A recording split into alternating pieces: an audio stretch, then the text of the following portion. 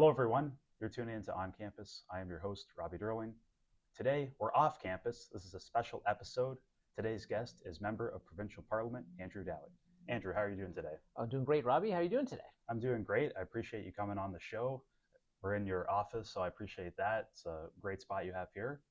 We'll jump right into it. You didn't always don the MPP name. What was your start in politics like? My start actually began in student politics. I ran for student council in grade 9 at Lesoar High School, and worked away. I won many elections. I lost a couple of elections and continued to university. So I had a bit of a bug, but it really took a couple of years of building my career and building my skill set and experiences to know I wanted to do this as seek elected office.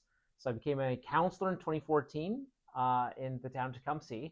I was an unknown. No one knew who I was, and all the incumbents were running again. And I ended up topping the polls, which I was so surprised at. I thought I'd lost based on my voter ID, but I actually had won.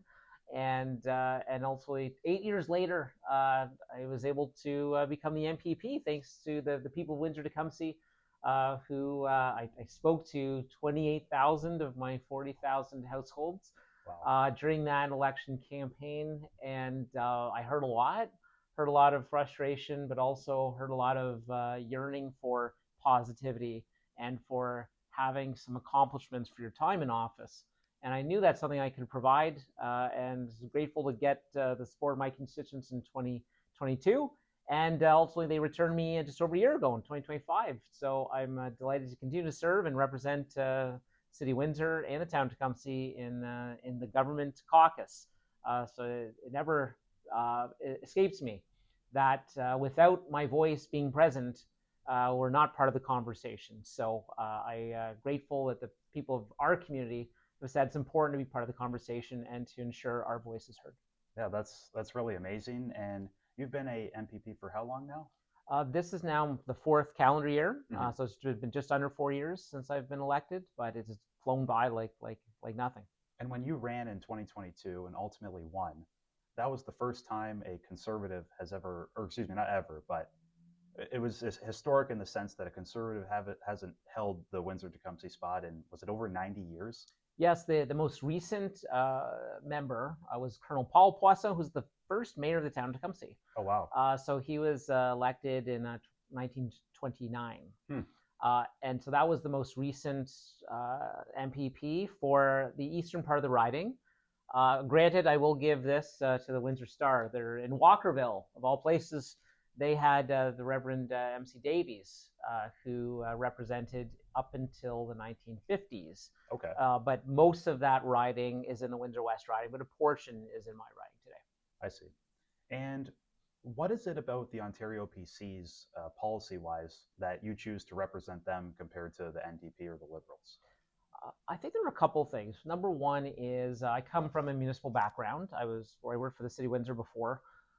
And the infrastructure deficit is a real thing.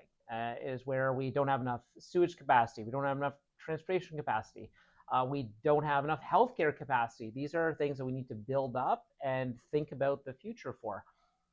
And what I found very appealing about the PCs, particularly, was their commitment to getting infrastructure built to address our growth.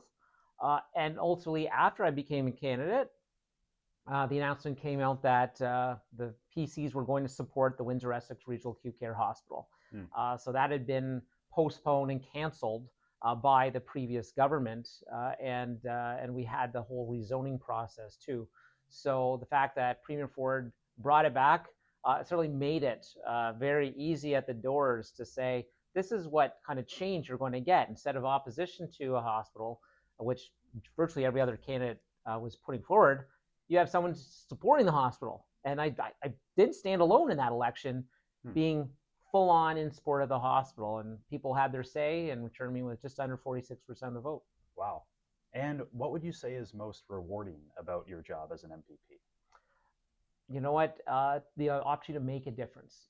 And there are little things that come up. And I brought cases where the system doesn't seem to work as designed because of a loophole or the way it's written, and I've been able to get some of those types of loopholes closed. You'll never know about it. They're very technical things, but the fact that I became aware, I asked questions, and I advocated for change, those things took place, and changes have taken place.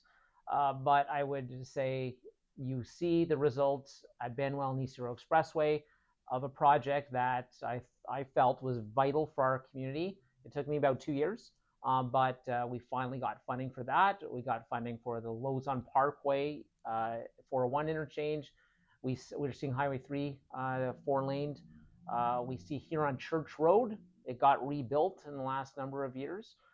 So this momentum has to continue. And seeing the projects that I've championed actually get considered for approval and then approved.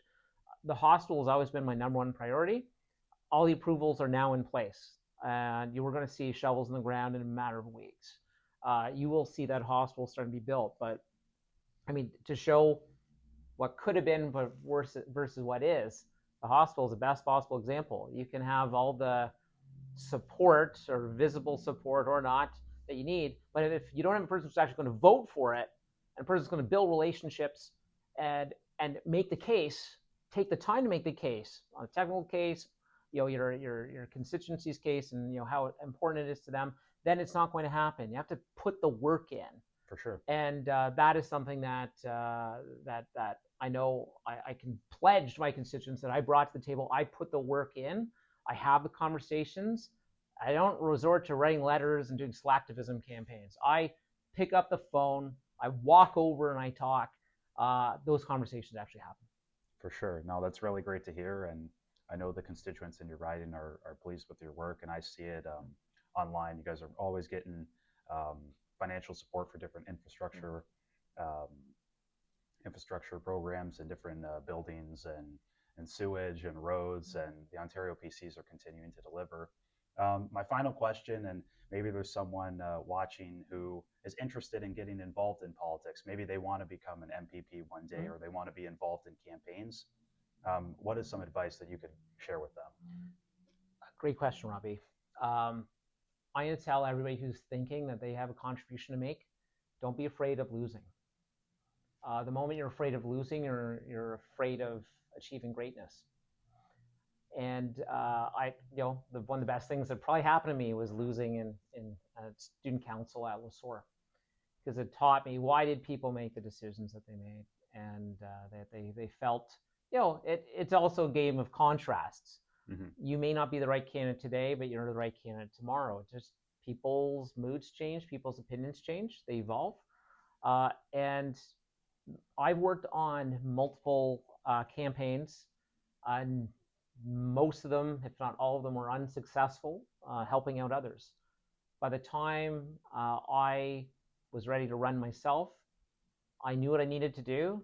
I knew how elections were supposed to be won, and ultimately, without having been part of all those losing campaigns where I got to learn what to do, how people react and what they say, the suppliers, I wouldn't have been able to make it.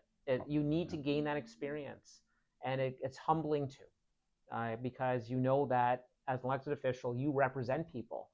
Your opinions really need to be secondary to your constituents' opinions. And also now I'm at a point where it feels like sometimes I have no opinion at all. I'm very just try to be middle of the road and try to encompass all sides and find the best balance of approaches that I can possibly find. So that's my advice. Don't be afraid to try, and don't take a loss as a setback. Take it as a learning opportunity, as a way to build your path forward. For sure. Thank you so much for your insight, and thanks for coming on the show today. Oh, thank you, Robbie.